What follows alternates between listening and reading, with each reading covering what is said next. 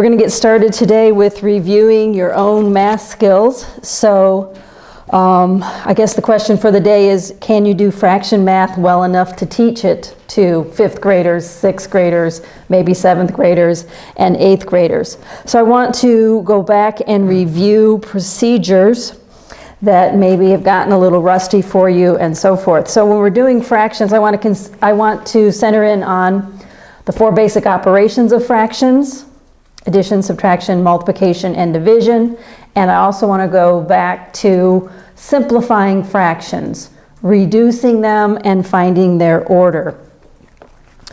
In the textbook, section 2.1 is finding least common multiple and greatest common factor. We're going to come back to that when we review problem areas.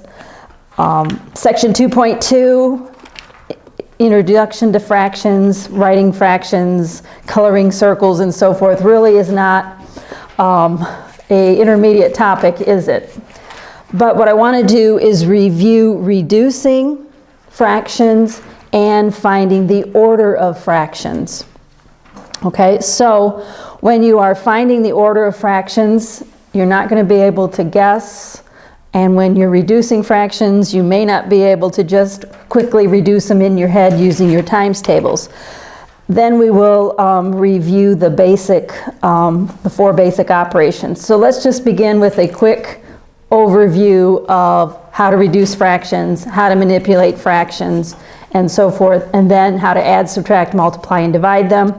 Then I want to center in on intermediate fraction math and get away from basic fraction math, because if you're teaching at a junior high level or even at a 6th grade level, you've got to have better fraction math skills than your students do. So we need to maybe raise even your fraction math skills up a notch so that you can adequately teach them at a little bit of a higher level.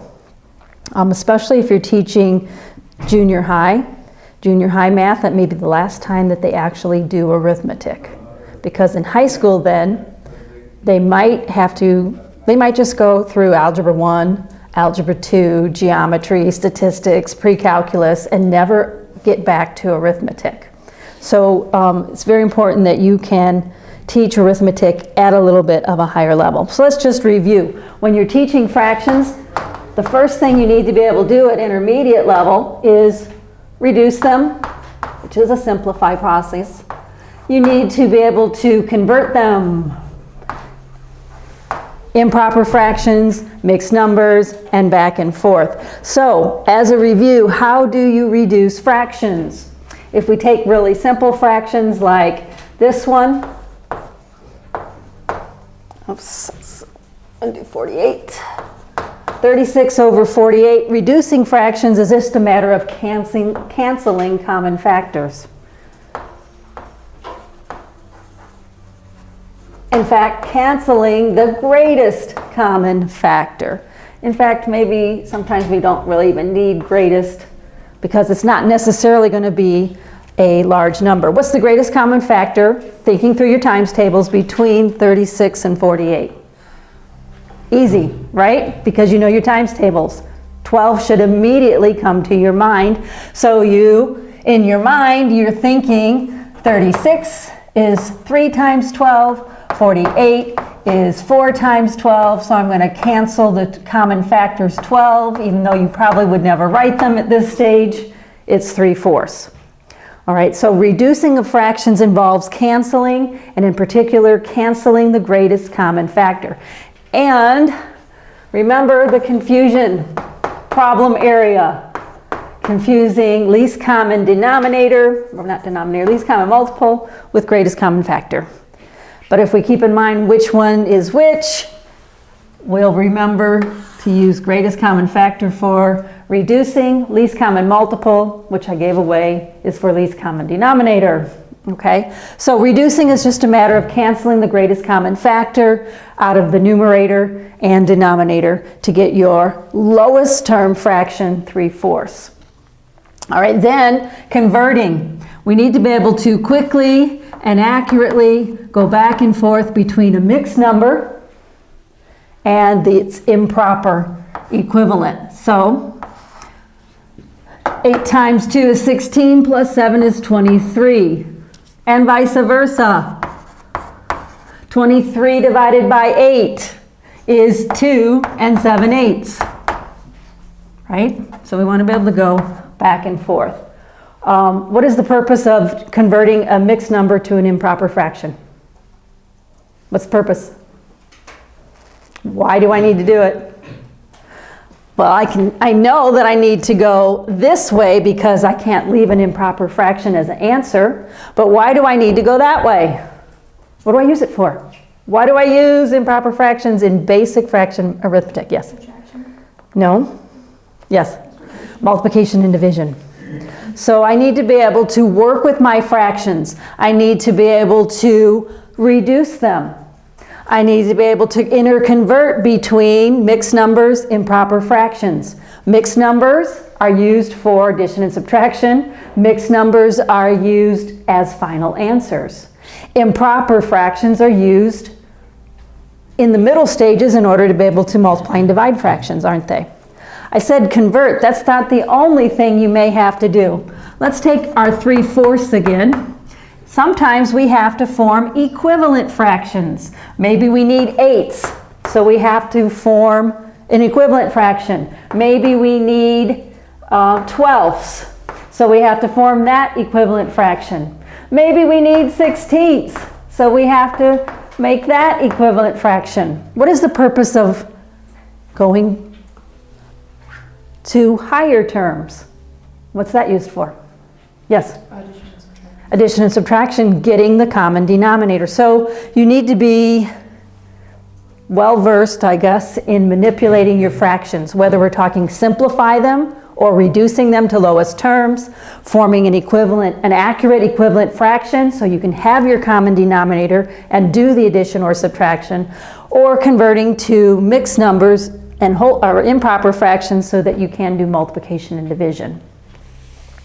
All right, so the first thing you do, you need to be able to recall and be efficient at as an intermediate teacher is working with your fractions. Reducing to lowest terms, raising to a higher term for a common denominator, interconverting between mixed numbers and improper fractions. That's fractions basics to before we can even really begin doing the operations. Then with our fraction math, we want to review addition and subtraction together. Why?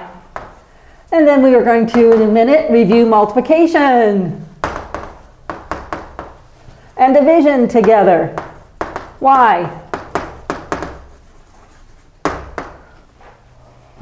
Addition and subtraction together, multiplication and division together. Why? Yes? They're inverse operations. They're inverse operations of each other. That's true. And that's true here. But with respect to fraction math, they have very same procedure. Both addition and subtraction require a common denominator. Why do they require a common denominator?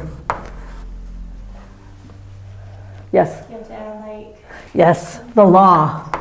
The law of addition, you can only add, and also, because it's inverse, subtract like quantities. So we can only add fractions with the same denominators because they'll be in the same denomination, which makes them the same or like quantity. Multiplication and division do not require common denominators.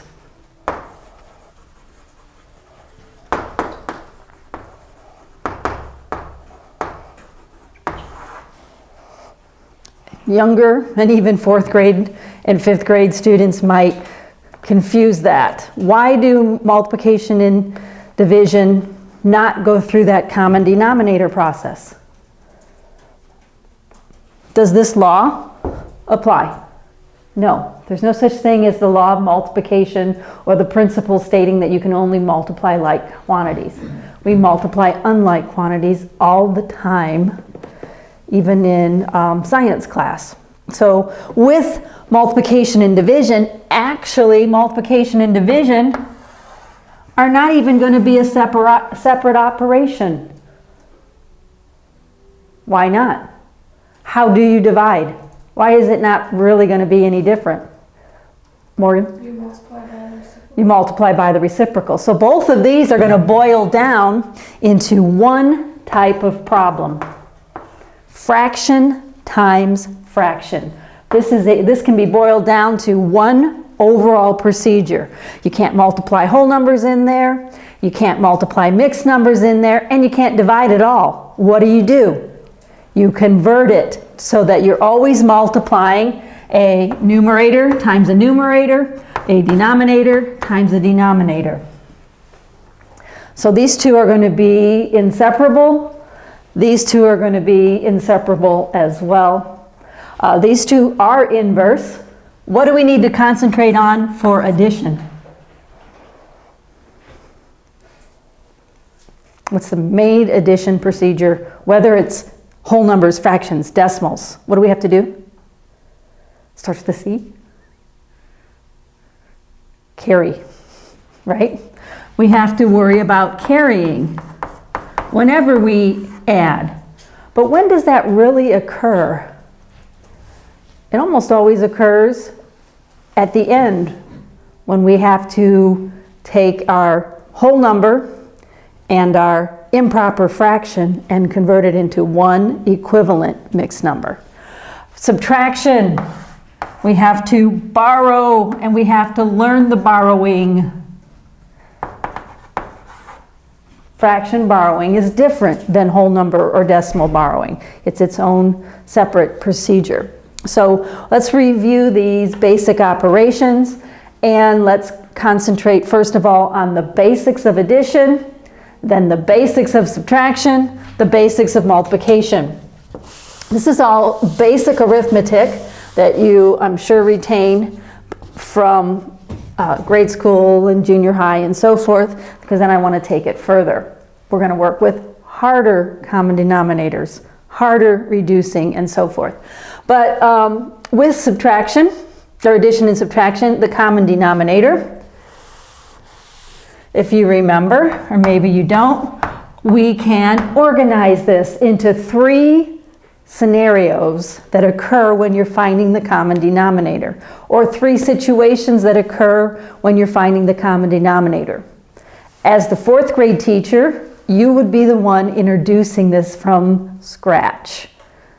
Third graders will do a little bit with fractions. Third graders will maybe do a common denominator at the end, just a little bit, but most likely they're only going to be doing fractions that already have a common denominator.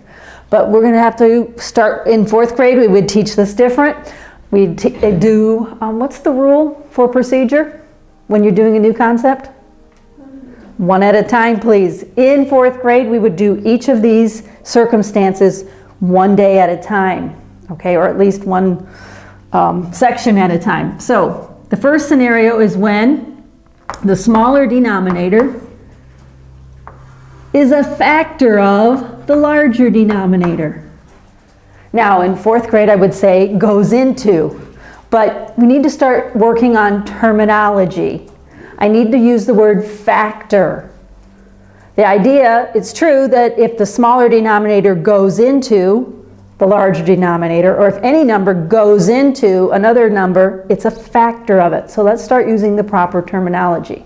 So if the smaller denominator is a factor of,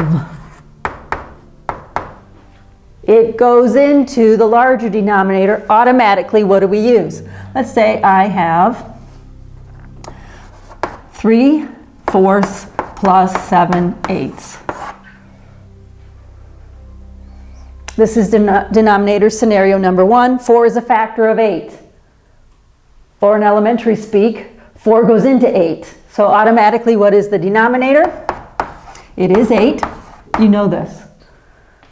And this is a situation that we look for, and we can look for first. In fourth graders, you're going to introduce it first because it's very easy to see. Then we will form equivalent fractions. That one's already in 8s. And we have to teach that, but just remember, be careful that your fractions are equivalent, that you don't make a careless multiplication error when you are raising this to 6/8. That's When you're manipulating your fraction, you have to either multiply or divide the numerator and denominator by the same thing. And this is where we have to be good with converting improper fractions to mixed numbers. 13/8 is equivalent to what? 1 5/8, yes. Basic fraction addition and subtraction. This is the easiest situation that you will occur when finding the common denominator. It's obvious to you as a college student. Won't be obvious as much to a 4th grader, should be obvious to a 6th grader, hopefully a 5th grader as well. The next denominator scenario is when the denominators are prime to each other. Another way that might be expressed in a textbook is relatively prime. When two denominators are prime to each other, they share no common factors. They might also be said to be relatively prime. So an example of, well, you do it. Somebody give me an example of two denominators that are prime to each other. Yes? 3 and 7. 3 and 7, yes. 3 and 7, these are prime numbers themselves, but they are prime to each other. All right, can somebody give me an example of a number that's not prime in and of itself, but would be prime to another number? It doesn't mean that the numbers have to be prime in and of themselves. What would be another example? Two numbers that are prime to each other, but not necessarily the prime in themselves. Can we think of one? Try another one. 4 and 5. Okay, 4, 5 still prime. 4 and what? 4 and 21. Sure, you're getting too big. But let's just do 4 and 9. All right. 3 and 7 are prime to each other. Yes, they're also prime, so they're going to be prime to everybody, right?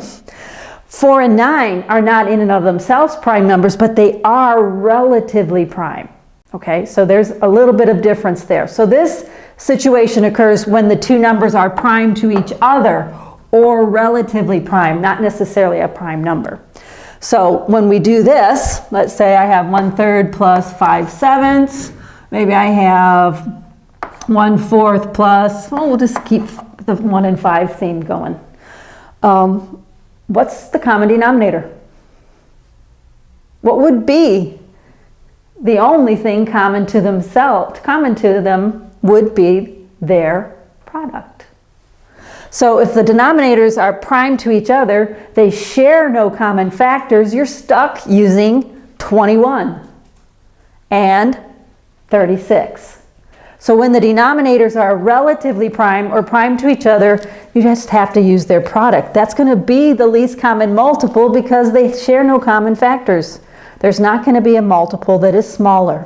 Remember, least common multiple is the idea of having the same multiple. So if we had to add those, that one's maybe even easier than the first one. If the denominators are prime to each other, you have to use their product. The last one is a problem area, and we will address that in just a little bit. That's when the denominators share factors. This is where we need tools in our toolbox.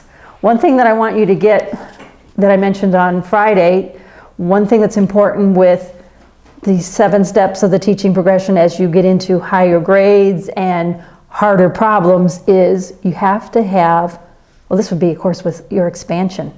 You would have to have more tools in your toolbox when I expand this fraction arithmetic, don't you? And we'll go through that with both reducing and common denominator. Expansion with multiplication and division is really not a big deal. Okay, so in our basic review, if the denominators share common factors such as 12 and 8, this is a simple one that you can do off the top of your head with your times tables.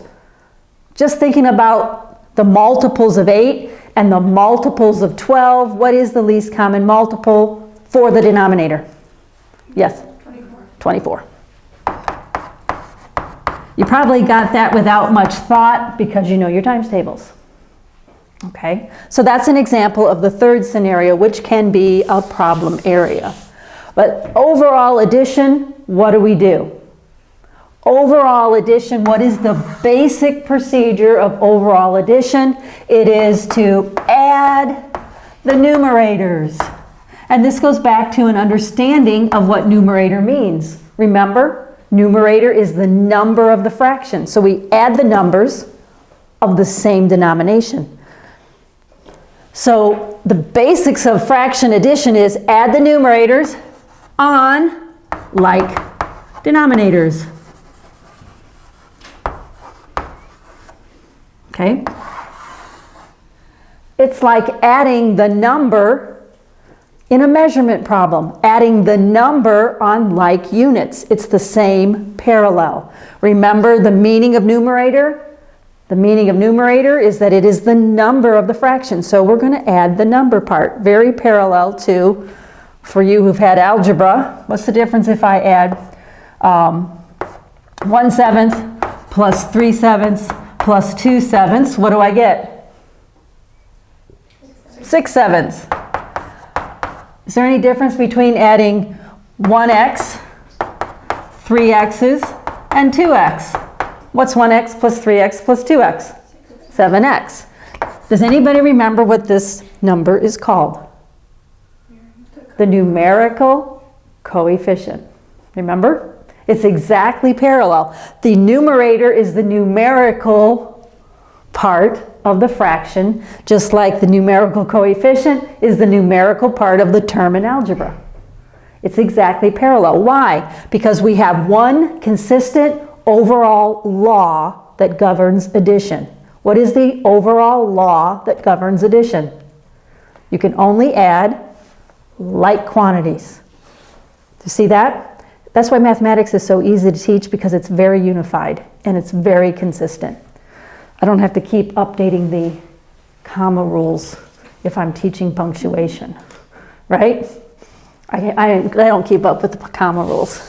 So the basics of addition simply is that you're going to add the numerators on like denominators. But then there's all kinds of little procedures that go as you expand, right? The first thing you have to expand to is if I do. Let's see, let's do 4/7 plus 5/7. The first thing I have to do after learning the basics is I have to cover finalizing my answer. 9/7 is improper. What is that as a mixed number? 1 and 2/7. And by intermediate level, that type of conversion needs to be quick and accurate and almost mental. So how can you help your 5th graders and your 6th graders do that in their mind? Any ideas? Yes? Drill flashcards. You should have a bunch of blank flashcards. You put a whole bunch of improper fractions on them and you drill them and you change them the next day and you change them the next day. Use your drill, okay? This is a very important thing for them to be do quickly and accurately off the top of their head so they can concentrate on the real part of the problem, which is the addition. So you will have to expand to that, and then, of course, at the very end, we have to be able to do mixed number. We're going to expand step by step. But this is more of elementary rather than intermediate. We have to expand step by step until we are actually able to do mixed numbers and more than 2 add-ins. All right. Of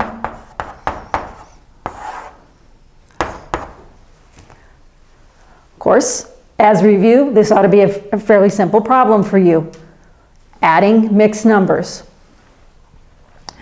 Common denominator, and as a precaution, I move the whole numbers over so that I don't forget to add them. Okay, so I'm going to get my common denominator, which is 24.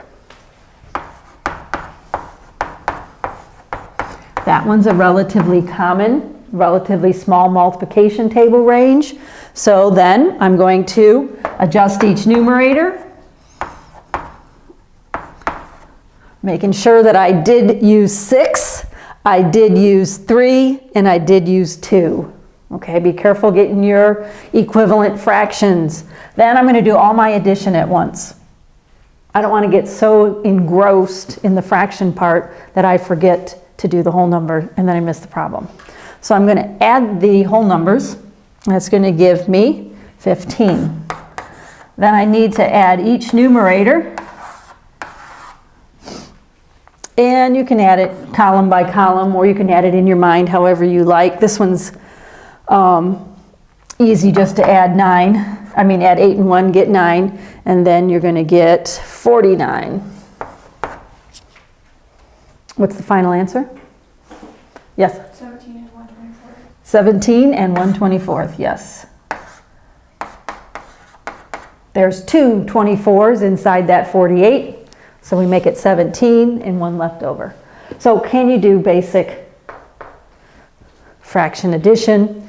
To do that, we're going to have you do those chapter reviews and those chapter tests. Just to get a little practice going in with your basic addition and now basic subtraction. Basic subtraction still continues the common denominator theme, doesn't it? But then we have to address proper borrowing. Borrowing is the key procedure now in your basic subtraction. You've used the addition to get the common denominator down. You know about the mixed numbers, but borrowing with subtraction is entirely different than borrowing whole numbers or even decimals. When we borrow in regular addition or in regular subtraction, we're borrowing what number every time? Not a 1. 10, yes, it's actually a 10. You're moving a 1 over, you're actually borrowing a 10. Can you borrow 10s when you're dealing with 8s and 4ths and 12ths and 5ths and 15ths? You cannot. So we have to go through borrowing. Let's do 5 and 3/7 minus 2 and 4/5. Which denominator scenario is this? Which one? They're relatively prime. The relatively prime. Denominator scenario number 2. So we're stuck with 35. No thought needed. We're going to go with 35. All right. So when we convert here, it's going to be pretty obvious that 35 is going to 3/35 is going to be fewer 35ths than 4/5, because this is going to give me 28 and this is going to give me only 15. So what I want to do is I want to get my subtraction problem completely figured out. I'm going to need to borrow from the 5 in terms of the 35, not the 7. Okay, so the best thing for me to do is get this subtraction problem completely adjusted and rewrite it. Okay, I'm always telling the 7th graders to let their eyes help their brain by rewriting the problem as it's actually going to be done, instead of having all this chicken scratching all over their page. So I'm going to rewrite this. I'm going to rewrite the minuend in the form it's actually going to be, which would be what? 4 and how many 35ths? 50. 4 and 50 35ths. And then, of course, the minuend, I'm bringing the 2 over, and I'm bringing the 28 35ths over. That way my eyes are looking at exactly what I'm subtracting, instead of having, 50, scratching it out there, writing it over, and so forth, and then forgetting about the 4, or forgetting about the 4 and the 2 altogether. So then I'm going to subtract. I've already borrowed, So I'm going to get that 2 down for my whole number right away before I forget about it. And then I'm going to do whole number subtraction and whole number borrowing within each numerator. So I'm going to have to do my regular borrowing, but this is an entirely different kind of borrowing. Instead of borrowing the 1 like I do with whole number, I have to borrow 1 in terms of the fraction, 35/35. So this is going to give me 22. Does that reduce? Of course not. 35 is 5 times 7, and 22 has nothing to do with either 5 or 7. So basic subtraction borrowing, let me remind you of borrowing in terms of the common denominator, not a 10 like we do in arithmetic. All right. This one's not so bad because you can tell that you can't borrow for the 15. Sometimes it gets, you might have students that will do stuff like this. It's really easy just to plop the 1 in the front, isn't it? So you have to really center in on the borrowing. And when you teach 5th grade math and even 6th grade math, are you going to assume they're going to be good with their fraction borrowing? No, that's a problem area that you will park on, is the subtraction borrowing. And then, once you adequately review your subtraction borrowing, you have to cover everybody's favorite problem where the textbook authors are deliberately trying to trick you into making a mistake.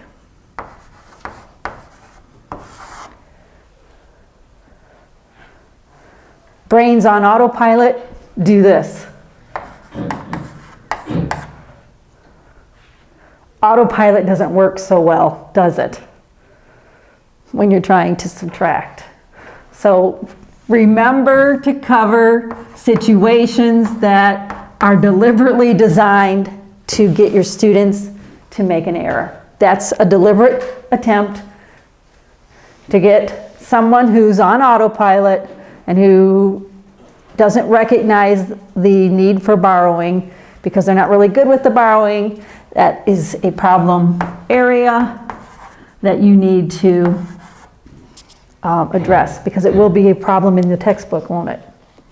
And it will be a problem on the quiz, won't it? Okay, so basic addition and subtraction, make sure you can do it. And basically, as an intermediate teacher, you got to be good at it.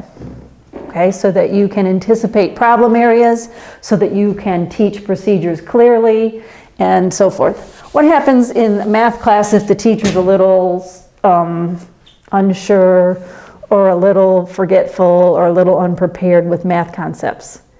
You're going to come across as not confident in it, and the students are going to think that it's hard, and they're going to think that they can't do it, and they're going to have a bad homework or 2 assignment before you get that misconception out of their mind. So basic addition and subtraction involve common denominators. Basic addition involves carrying, really only in the sense of carrying your improper fraction whole number into the whole number. Okay, so you have to convert that improper fraction to its mixed number and then carry that whole number part of the mixed number into the whole number of the sum. So basic multiplication and division. Students like multiplication and division better because it's a lot easier, because you don't have to trip over the common denominator. But as I mentioned earlier, all multiplication and division boils down to the fact that you can only multiply a fraction times a fraction. Can't divide them. You can't throw in whole numbers. You can't throw in mixed numbers. You can only, in all the possible situations for both multiplication and division, the only thing you can do is multiply a fraction times a fraction. I guess you could add more fractions, but you can only work in fraction form. So what does that mean? For multiplication, that means that everything has to be converted to improper fractions before multiplication. So if you're dealing with multiplication itself, The only thing that really means is that everything is in improper fraction form. So if I have a whole number, I have to convert it. If I want to do 5 times 3/7, I have to put it in form of fraction times fraction. If I have a mixed number, 3 1/3 times 5/8, same thing. It must be converted into the basic format. The basics of fraction, multiplication, and division boil down to you can only multiply a fraction times a fraction. You have to convert your whole numbers. You have to convert your mixed numbers. So this is going to be 10/3 times 5/8. So that's the basics of all fraction multiplication. It must be converted into the form of fraction times fraction. Same thing for division. Except division has a further quirk. Even with division, you can still only multiply fraction times fraction. That's why multiplication and division can, when we're reviewing at upper levels, we can just dump them together. Except for the fact that division needs extra care because of the idea of reciprocal. In 4th grade, they were probably taught to invert the divisor and multiply, which is a good way to put that. Because if we are doing a division problem, let's just say 7/8 divided by 3/4. We invert the divisor. Even 7th graders and even college students have asked me, which one do you flip over? What does that tell you when that question is asked? They don't understand what they're doing. They know, they remember somewhere back in their brain the idea of flipping one of the fractions over. And some of them will flip both of them over. Okay? And they always use the word flip, never invert. So you have to go back to which number is the divisor. The divisor is the number doing the dividing. You have to be clear about inverting the divisor. Okay? And then gradually transitioning to the correct terminology, which is what Morgan said earlier. Multiply by the reciprocal. Either one, we have to get the idea that by goes with the second fraction. This reads 7/8 divided by 3/4. Sometimes even the 7th graders have difficulty when I ask them which one's the divisor. I can see it in their mind as they stand up and they're flipping a coin in their mind deciding which one to answer. That should never be the case. 3/4 is the divisor because it's doing the dividing. It says 7/8 divided by 3/4. But you have to be very clear with that, especially if you are teaching 5th grade. 5th grade math and 6th grade math even. Some curriculums, they don't do fraction division until 5th grade. 5th grade is a huge division year. So you have to really center in on it. Not just get them to do the procedure, but get them to understand what Rebecca said earlier. Division is the inverse of multiplication, so they're going to go together. All right, and so when we do division, we have to revert back to multiplication. And we're going to invert the divisor and multiply. That's the procedure. The concept is that division is the inverse of multiplication, so we multiply by the inverted fraction called the reciprocal. That's a lot of concept going there. So at first, you're going to center in on the procedure. Invert the divisor and multiply. Okay? And now we can cancel the 4, right? Cancellation is another big part of fraction multiplication.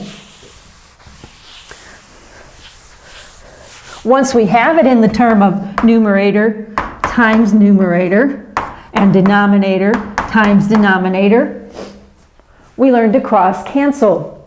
Okay, we go back to our 7/8 divided by 3/4.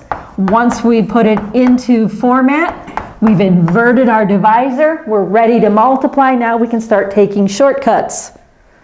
Now we can reduce the 4/8 in a sense, which we call cross-canceling, which is the same as reducing. We're canceling a common factor across the multiplication. Cross-cancel.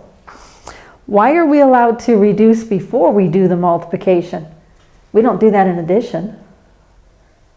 Well, reducing is division.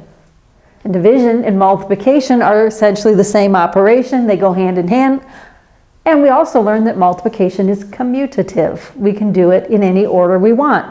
So if we want to reduce first, we can. Or we could multiply this out, 28 24ths, and then reduce it with the 4, and then fix it. Or we can just do the cancellation right here. 7 times 1, 2 times 3, and we get to the same improper fraction, converting it to the same mixed number. So cross cancellation is a shortcut. It is allowable because multiplication is commutative, and division is just the first cousin of multiplication. All right, so once we put it in multiplication form, we can do the canceling. Can we cancel here? Well, we couldn't anyways. But we cannot cancel until we have it in terms of multiplication. All right, so that's the basics of fractions. How is your basic fraction math? How do you do with just basic reducing, basic converting between improper fractions and mixed numbers, basic addition problems, basic subtraction, multiplication, and division? You should be comfortable with, if you're very comfortable with, if you're going to be the 6th grade, the 5th grade, 4th grade teacher, and certainly if you're going to be the junior high teacher. So what I want to do today is I want to expand your basic fractions into intermediate level. And to do this, we're going to talk about procedures and expansion.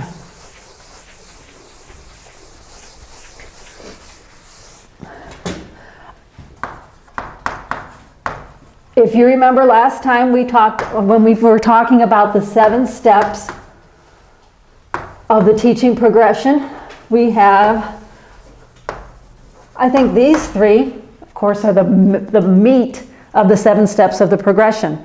And remember, we said that intermediate math, we're going to be doing a lot of expansion, meaning we're going to be adding procedures. And so because we're going to be doing harder problems and doing bigger numbers, we have to have extra tools in our tool belt. We need better tools. All right? We want to be able to reduce, and for you to be able to reduce at college level on my quiz, you're going to need more tools in your tool belt than just the basics. Okay, you're going to need some power tools. Let's do some reducing. Okay? Let's do some reducing. You should have, by now, you should have 3 tools in your tool belt to reduce. The first we used earlier, multiplication tables.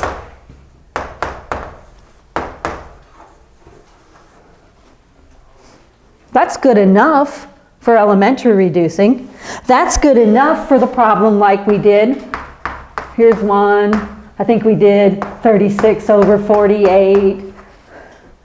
Those are your basic tool of multiplication tables are fine when we're in elementary. They're not going to be fine for college level. All right, we're going to need more tools. And the next tool, this is going to be our basic tool, the next tool will be the divisibility rules. Especially as they apply to prime numbers. Okay, especially as they apply to the prime numbers. All right, what is the divisibility rule for 2? 2 is a prime number. What are the divisibility rules for 3? 3 is a prime number. 5, especially those primes, 2, 3, and 5. Okay, all even numbers divide by 2. So you never leave a 2, an even number in a numerator over an even number in a denominator. What's the divisibility rule for 3? When you sum the digits, if the sum of the digits itself is divisible by 2, then that number, by 3, then that number divides by 3. The divisibility rule for 5 is easy, ends in 0 or 5. So what if I have something like this? 45 over 55. Yeah, I can use my multiplication tables. But here, this rule, the divisibility rule for 5 will probably come to mind first. I see that they both end in 5. So divisibility rules is a good tool. I could use either one of those tools for 45 over 55. I'm going to see, and that of course is going to direct my mind to the 5 times tables, and the reducing is easy. What about this one? This one we're kind of getting a little bit out of our times table realm, aren't we? So here's where I would want the divisibility rules. Which divisibility rule will help me to reduce 42 75ths? Yes? Divisible by 3? The 3. I don't know well, that's going to be what? 3 times? 3 goes into here how many times? 14. I don't know my 14s very well, even though we kind of drill them into our 5th graders and 6th graders and so forth. But this will tell me that I can use 14, and 3 goes into 42 14 times. Okay, what about the next one? 7 plus 5 is 12. So, is 12 divisible by 3? Then 75, that's easy. There's 3/4 and 75 cents. So my divisibility rule is going to help me out better on this problem because it's out of my times table range, pretty much, isn't it? Okay, so you see we need more tools. Then the power tool. The power tool that I'm going to cover next time is prime factoring.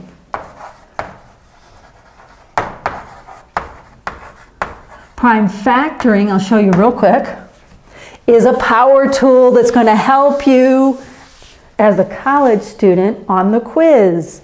You're going to need this because what if I give you a big number like this?